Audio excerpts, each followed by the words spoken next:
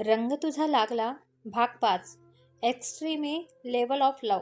सकाळ होते. आदित्य फ्रेश होऊन हळदीसाठी खाली येतो. हॉलमध्ये हळदीची सगळी तयारी झालेली असते. आई आणि दिव्या आधीला हळद लावतात. बाकीच्या बायका देखील आदित्यला हळद लावतात. आदित्य म्हणतो, आई मी पण जातो ना ग दिव्यासोबत सलोनीकडे. आई म्हणाली, आधी अरे असं हळद लागल्यावर नवऱ्या मुलाने बाहेर पडायचं नसतं. चांगलं नसतं ते बाळा. आदित्य म्हणतो, पण आई. दिव्या म्हणते, आदित्य एकच दिवस बाकी आहे ना तुमच्या लग्नाला. उद्या तुझी सलोनी लग्न करून कायमची इकडेच येणार आहे. So have some patience my dear bro. आई म्हणाली, आधी तू आता आंघोळ कर आणि घरीच थांब. दिव्या सलोनीकडे हळद घेऊन जाईल. सलोनीकडे सगळे हळदीची वाट पाहत असतील. आईचं बोलणं ऐकून आदित्यचा चेहराच पडतो. तो दिव्याला मनवण्याचा प्रयत्न करतो, पण तो प्रयत्नही फसतो. तसं पाहिलं तर आई आणि दिव्याचं बरोबरच होतं. हळदीनंतर बाहेर जाणं अपशकुनी मानलं जातं आणि त्या दोघांनाही लग्नात कसलंच विघ्न नको हवं होतं. पण आदित्य मात्र सलोनीला भेटायला बेचैन होता. तो आपल्या रूममध्ये जाऊन फ्रेश होतो आणि बेडवरती पडून सलोनीच्या विचारात हरवून जातो. आणि त्याला कधी झोप लागते ते त्यालाही समजत नाही. इकडे दिव्या आदित्यची उष्टी हळद घेऊन सलोनीच्या घरी पोचते. सलोनीला आदित्यच्या नावाची हळद लागते. दिव्या आणि मधू छान डान्स करतात. सलोनीलाही त्या डान्समध्ये सामील करून घेतात. आज सलोनी खूप खुश होती. तिचा तो खुललेला चेहरा पाहून आई बाबा देखील समाधानी होते. हळदीचा कार्यक्रम छान पार पडतो. सलोनी हळद उतरवून आपल्या रूममध्ये येऊन बसते. तिलाही आदित्यला भेटण्याची ओढ लागलेली होती. तिला माहीत असतं की त्यांचं भेटणं अशक्य आहे, पण निदान फोनवर तरी आदित्यशी बोलूयात ह्या विचाराने ती आदित्यला कॉल करते. पण तो फोन उचलत नाही. सलोनी स्वतःशीच म्हणते, रात्र झाली आहे त्यामुळे झोपला असेल तो. असू दे, तसंही आजचीच रात्र उरली आहे. उद्यापासून मी आणि आदित्य एका नवीन नात्याची सुरुवात करणार आहोत. माझ्या आयुष्यात जे काही झालं ते सगळं मागे सोडून आदित्यच्या सोबतीने पुढे जाणार आहेत देवा. आजवर मी कधीच तुझ्याकडे तक्रार केली नाही. माझ्यासोबत जे काही झालं ते मी माझं नशीब समजून जगत राहिले, पण त्या जगण्याला काहीच अर्थ नव्हता. पण जेव्हापासून आदित्य माझ्या आयुष्यात आलाय, मला जगण्याची एक नवीन उमेद मिळाली आहे. मी आदित्यसोबत माझं पुढचं आयुष्य सुखाने घालवण्याचं स्वप्न पाहू लागली आहे. त्याला कुणाची नजर न लावून देऊस, एवढीच माझी इच्छा आहे. सलोनी आता उद्याच्या दिवसाची आतुरतेने वाट पाहत होती. ती बऱ्यापैकी आपला तो भयानक भूतकाळ विसरून आदित्यसोबत सुंदर आयुष्याचं स्वप्न रंगवून लागली होती. रात्रीचे 1 वाजलेले असतात. सलोनीचा फोन वाजतो. तिला आदित्यचा मेसेज आलेला असतो. खिडकीत ये. आदित्यचा असा मेसेज पाहून सलोनी गडबडीनेच खिडकीकडे पडते आणि खिडकीतून खाली बघते तर आदित्य उभा असतो. आदित्यला असं अचानक आलेलं पाहून सलोनीला खूप आनंद होतो, कारण तिलाही आदित्यला भेटायचंच होतं. पण त्याला पाहून ती थोडी दचकतेही. ती आदित्यला फोन लावते. आदित्य फोन उचलतो. सलोनी म्हणते, अरे आदी तू आता इथे? आदित्य म्हणतो, हो तुला भेटावंसं वाटत होतं. सलोनी म्हणते, अरे पण आदित्य असं हळदीनंतर घराबाहेर पडणं चांगलं नसतं. आदित्य म्हणतो, हो माहिती आहे मला, आई बोलली होती मला, पण काय करू, मला राहावंच नाही म्हणून मग आलो मी. बट इट्स ओके, तुला भेटायचं नसेल तर मी जातो, बाय. सलोनी म्हणते, थांब आधी, ॲक्च्युली मला पण तुला बघण्याची खूप इच्छा होती. वेट, तू जाऊ नकोस, मी आलेच खाली. सलोनी फोन ठेवून हळूच घराबाहेर पडते आणि आदित्यजवळ जाते. दोघेही एकमेकांना बघण्यात हरवून जातात. आदित्य म्हणतो, हाय कशी आहेस? सलोनी म्हणते, मी ठीक आहे, पण आधी तू इथे, आय मीन आपल्यामध्ये हळद लागल्यावर असं बाहेर पडायचं नसतं, अपशकुन मानलं जातं. उद्या काही वाईट. सलोनी पुढे काही बोलणार तेवढ्यात आधी आपलं बोट तिच्या ओठांवर ठेवतो. आधी म्हणतो, काही वाईट घडणार नाही. ॲक्च्युली मला खूप इच्छा होत होती तुला बघण्याची, म्हणून आलो. आणि मला माहीत होतं तुझी पण हीच हालत असणार, हे ना? सलोनी काहीच बोलत नाही, पण तिचे डोळे आधीला सगळं काही सांगून जातात. आदित्य म्हणतो, आणि डोंट वरी, उद्या सगळं छान होईल. तू नको घाबरू. आपल्या लग्नात काहीच विघ्न येणार नाही, आय प्रॉमिस. दोघेही एकमेकांच्या डोळ्यात बघत असतात. त्यांना तो क्षण कधीच संपू नये असंच वाटत होतं. थोडा वेळ असाच निघून जातो. सलोनी म्हणते, आदित्य मला काहीतरी विचारायचं होतं तुला. आदित्य म्हणतो, हा बोल ना. सलोनी म्हणते, आदित्य तू माझी साथ आयुष्यभर देशील ना रे? मला कधी सोडून तर नाही जाणार ना? आदित्य म्हणतो, अगं वेडी आहेस का तू? मी का तुला सोडून जाईन? सलोनी म्हणते, जर तुला कधी पुढे जाऊन माझ्याबद्दल अशी कोणती चुकीची गोष्ट समजली तर तू काय करशील? आदित्य म्हणतो, कशाबद्दल बोलतीयस तू? स्पष्ट बोल जरा. हे बघ सलोनी, तुला आतापर्यंत कळालंच असेल की मी जे मनात असतं तेच बोलतो आणि तसंच वागतो आणि तुझ्याकडून कधीच कोणतीच गोष्ट मी लपवलीसुद्धा नाही. तर मला तुझ्याकडून हीच अपेक्षा आहे की तू पण तसंच वागावं.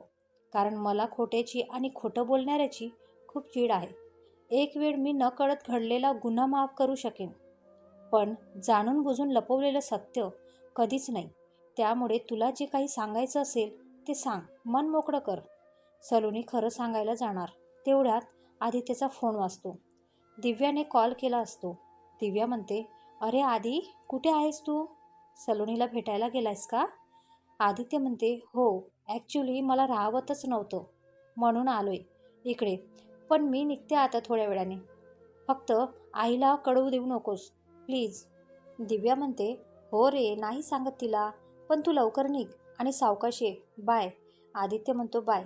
आदित्य दिव्याशी फोनवर बोलत असतो, पण सलोनी मात्र आदित्यच्या बोलण्याचाच विचार करत असते. तिला समजतच नसतं आदित्यला की सत्य सांगण्याची ही योग्य वेळ आहे की नाही. ती स्वतःच्याच विचारात हरवून जाते. आदित्य तिला हाक देतो आणि ती भानावर येते. सलोनी आदित्यला सत्य न सांगण्याचं ठरवते. आदित्य म्हणतो, सलोनी, मला निघायला हवं, पण तुला काहीतरी सांगायचं होतं ना? सलोनी म्हणते, काही नाही, मी सहजच विचारत होते. आदित्य म्हणतो, नक्की? सलोनी म्हणते, हां बरं आदित्य, खूप उशीर झालाय, तू निघ आता. आदित्य म्हणतो, हां बाय. सलोनी म्हणते, बाय, आणि प्लीज घरी पोचला की एक मेसेज टाक, ठीक आहे? आदित्य म्हणतो, हो करतो मी तुला मेसेज. निघू? उद्या येतो मी तुला न्यायला, तयार राहा. खरं तर आदित्यला सलोनीला सोडून जाण्याची बिलकुलच इच्छा नसते, पण त्याचा नाईलाज असतो. सलोनीची पण तीच अवस्था होती. आदित्य आपल्या गाडीत बसून निघून जातो. सलोनी त्याच्या गाडीकडे बघत राहते. सलोनी स्वतःशीच म्हणते, आधीला माझ्या मनातील प्रत्येक गोष्ट कशी समजते? तो किती जपतो माझं मन. मला दुःख होईल अशी कोणतीच गोष्ट तो करत नाही. नेहमी जे मनात असतं तेच बोलतो आणि तसंच वागतो. पण मी हे काय करतीये? मी खरंच बरोबर करतीये का? आधीला खोटं बोललेलं बिलकुल आवडत नाही आणि मी तर माझं एवढं मोठं सत्य त्याच्यापासून लपवून ठेवतीये. असं करून मी चूक तर करत नाहीये ना? मला मधूचं म्हणणं पटतंय, पण असं नात्यामध्ये खोटेपणा कसा चालेल? मी आधीला सांगितलं तर तो घेईल ना मला समजून? की तेवढ्यात सलोनीचा फोन वाजतो. तिला आधीचाच घरी पोचल्याचा मेसेज आलेला असतो. सलोनी देखील थोडा वेळ तिथेच घुटमळत उभी राहते आणि नंतर आपल्या रूममध्ये येऊन बसते. सलोनीला आदित्यला सगळं खरं सांगायचं तर असतं, पण तिला मधूचं म्हणणं पटतही होतं. पण आदित्यपासून सत्य लपवून त्याला फसवायचंही नव्हतं. ती अजूनही द्विअवस्थेतच अडकलेली होती. तिला अजूनही समजत नव्हतं की काय करावं. स्वतःच्याच विचारात हरवून ती झोपी जाते. सकाळ होते. दोघांच्याही घरी लग्नाची गडबड चालू असते. सगळे लग्नासाठी लागणार सामान गाडीत भरून हॉलवरती नेत होते. आदित्यने आज गोल्डन कलरची शेरवानी घातलेली असते आणि त्यात तो खूपच हँडसम दिसत होता. आई त्याची दृष्ट काढते. आदित्य आपल्या घोडीवर बसून हॉलवर जायला निघतो. सगळे वराती डान्स करत हॉलवर पोचतात. सलोनी आणि आईबाबा आधीच हॉलवर येऊन पोचलेले असतात. तिचे आईबाबा आदित्यचं आणि बाकी मंडळींचं स्वागत करतात. आदित्य लग्नाच्या मंडपात येऊन सलोनीची वाट बघत असतो. थोड्या वेळाने दिव्या आणि मधू सलोनीला घेऊन मंडपात येतात. सलोनीने लग्नासाठी लाल रंगाचा लेहंगा घातलेला असतो आणि त्यात ती खूपच सुंदर दिसत होती. आदित्य आणि सलोनीची नजरानजर होते. सलोनी लाजते.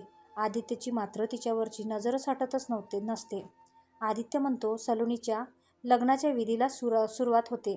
आदित्य आणि सलोनी एकमेकांच्या गळ्यात हार घालून खाली बसतात. सलोनीचे आईबाबा पुढे येऊन सलोनीचं कन्यादान करतात. त्यांच्या डोळ्यात आज फक्त आनंद दिसत होता. इतक्या भयानक वादळानंतर सलोनीच्या आयुष्यात आदित्यच्या रूपाने एक शांत आणि स्तब्ध वाऱ्याची झुळूक आली होती आणि त्याने सलोनीचं जीवन कायमचं सुखी ठेवणार होता. आदित्य सलोनीच्या गळ्यात मंगळसूत्र घालतो आणि कपाळात कुंकू भरतो. भटजीबुवा त्यांना सप्तपदीसाठी उभं राहायला सांगतात. भटजी त्यांना अग्निभोवती फिरून 7 वचन घ्यायला सांगतात. सलोनी सप्तपदीसाठी आदित्यच्या पुढे येऊन उभी राहते, पण तेवढ्यात आदित्य तिला थांबवून बोलतो. आदित्य म्हणतो, सलोनी थांब. आदित्यचं असं वागणं पाहून सगळे चकित होतात. सलोनी थोडी घाबरतेच. सलोनी म्हणते, काय झालं आदी? आदित्य म्हणतो, काही नाही सलोनी. आदित्यची आई म्हणते, अरे मग थांबलास का? सप्तपदीला सुरुवात कर. आदित्य म्हणतो, हो आई, पण एका अटीवर. दिव्या म्हणते, अट? कसली अट आदी? आदित्यचं बोलणं ऐकून सलोनी थोडी बावरतेच. आदित्य नक्की कोणत्या अटीबद्दल बोलत होता ह्याचा कुणालाच अंदाज नव्हता. आदित्य म्हणतो, पंडितजी, तुमची हरकत नसेल तर आज हे जे 7 वचन घ्यायचेत ते मी घेऊ का? मला सलोनीला 7 वचन द्यायचेत. आदित्यचं असं बोलणं ऐकून सगळे शॉक लागल्यासारखे बघतात. सलोनी पण आदित्यकडे एकटक बघत राहते. पंडितजी म्हणाले, अरे वा, मी पहिल्यांदा असं पाहतोय की नवरा मुलगा स्वतः आपल्या पत्नीला 7 वचन देणार आहे. नाहीतर प्रत्येक वेळी नवरी मुलीलाच आपल्या होणाऱ्या जोडीदाराला 7 वचन द्यावी लागतात. आदित्य म्हणतो, असं का? नातं टिकवणे हे फक्त बायकोचंच कर्तव्य आहे का? त्यासाठी नवऱ्याची काहीही जबाबदारी नसते? पंडितजी म्हणाले, बाळा, तू घेऊ शकतोस तुझे 7 वचन. आम्हाला काहीच हरकत नाहीये. आदित्य म्हणतो, धन्यवाद पंडितजी. आदित्य सलोनीच्या पुढे जातो आणि तिचा हात आपल्या हातात घेऊन सप्तपदीला सुरुवात करतो. आदित्य म्हणतो, सलोनी, माझं पहिलं वचन, सुख. सलोनी, मी तुला वचन देतो की मी तुला नेहमी आनंदात ठेवीन. ह्या जगातलं प्रत्येक सुख मी तुझ्या ओंजळीत आणून टाकीन. तुझ्या चेहऱ्यावरचं हसू मी कधीच जाऊ देणार नाही. माझं दुसरं वचन, दुःख. सलोनी, मी तुला माझं दुसरं वचन देतो की मी तुझ्यावर दुःखाची सावली कधीच पडू देणार नाही. कोणत्याही संकटाला तुझ्या आयुष्यात यायच्या आधी त्याला माझा सामना करावा लागेल. आई, माझं तिसरं वचन, विश्वास. सलोनी, माझं तिसरं वचन हे आहे की आपल्या नात्यात कधीच अविश्वास येणार नाही. आपल्या आयुष्यात खोट्याला काहीच जागा नसेल. मी तुझ्या विश्वासाला कधीच तडा जाऊन देणार नाही. माझं चौथं वचन, साथ. सलोनी, मी वचन देतो की काहीही झालं तरी मी तुझी साथ कधीच सोडणार नाही. मी नेहमीच तुझ्यासोबत उभा असेन. जेव्हा जेव्हा तुला माझी गरज असेल तेव्हा तेव्हा मी तिथे असेन. आपल्यामध्ये कधीच दुरावा येणार नाही. आणि माझं 5वं वचन, अस्तित्व. सलोनी, मी वचन देतो तुला की तुझ्या अस्तित्वाला कधीच ठेच पोहोचू देणार नाही. तुझं अस्तित्व, तुझी ओळख ही फक्त तुझीच असेल. त्यात दुसरं कोणीच दाखल देणार नाही. माझं 6वं वचन, मन. सलोनी, मी माझं 6वं वचन देतो की मी तुझं मन कधीच दुखवणार नाही. तुझी कोणतीच इच्छा मी मोडणार नाही. तुझ्या मनाविरुद्ध कधीच कोणतीच गोष्ट घडणार नाही. प्रत्येक गोष्ट ही तुझ्या इच्छेनुसारच होईल. आणि माझं शेवटचं आणि महत्त्वाचं 7वं वचन, प्रेम. सलोनी, मी तुला वचन देतो की मी तुझ्यावर आयुष्यभर असंच प्रेम करत राहीन. माझ्या मनात तुझ्याबद्दल प्रेम, विश्वास आणि आदर कायम असेल. आपल्या नात्यात ह्या 3 गोष्टींशिवाय बाकी कोणत्याच गोष्टीला थारा नसेल. आदित्यचे 7 वचन पूर्ण होतात. त्याचे हे वचन ऐकून सलोनी भारावून जाते. त्याचे विचार, त्याच्या मनात तिच्याबद्दल असलेला विश्वास, आदर, प्रेम पाहून तिला खूप गहिवरून येतं. ती स्वतःला आज खूप नशीबवान समजत होती की तिला आदित्यसारखा जोडीदार भेटला होता. ती ह्यासाठी देवाचे मनोमन आभार मानत होती. पंडितजी म्हणाले, आदित्य, तुझ्या ह्या 7 वचनांमुळे आज लग्नाला खरा अर्थ आला. ह्या जगात सगळे लोक तुझ्यासारखे विचार करणारे असतील तर मला खात्री आहे की सगळ्यांचे संसार सुखी होतील. आदित्यची आई म्हणाली, आदी, मला खूप अभिमान आहे तुझा की तुझे विचार इतके उच्च आणि नेक आहेत. तुम्ही दोघे सुखाने संसार करा. पंडितजी म्हणाले, आदित्य आणि सलोनीचं लग्न निर्विघ्नपणे पार पडतंय. आजपासून तुम्ही दोघे पती पत्नी आहात. आजपासून तुमच्या सहजीवनाला सुरुवात झालीये. तुम्ही दोघे कायम सुखात राहा. आदित्य म्हणतो, सलोनी पंडितजीच्या पाया पडून आईबाबांच्या पाया पडायला जातात. सगळे त्यांना आशीर्वाद आणि शुभेच्छा देतात. थोड्या वेळाने रिसेप्शनला सुरुवात होते. रिसेप्शनसाठी आदित्यने डार्क ब्ल्यू कलरचा 3 पीस सूट घातलेला असतो, तर सलोनीने ऑरेंज कलरची साडी नेसलेली असते. सगळी पाहुणी मंडळी आदित्य सलोनीला गिफ्ट्स देऊन विश करतात. त्यानंतर सगळे एकत्र बसून जेवण करतात. थोड्या वेळाने सलोनीची पाठवणी निघते. सलोनी आपल्या आईबाबांचा निरोप घेऊन आदित्य सोबत गाडीत बसते. तिच्या डोळ्यात अश्रू असतात आणि ते आदित्यला बघवत नसतं. तो आपल्याकडचा रुमाल काढून तिचे डोळे पुसतो. थोड्या अंतरावर आदित्यचं घर येतं. आदित्यची आई आदित्यला सलोनीला ओवाळून आत यायला सांगते.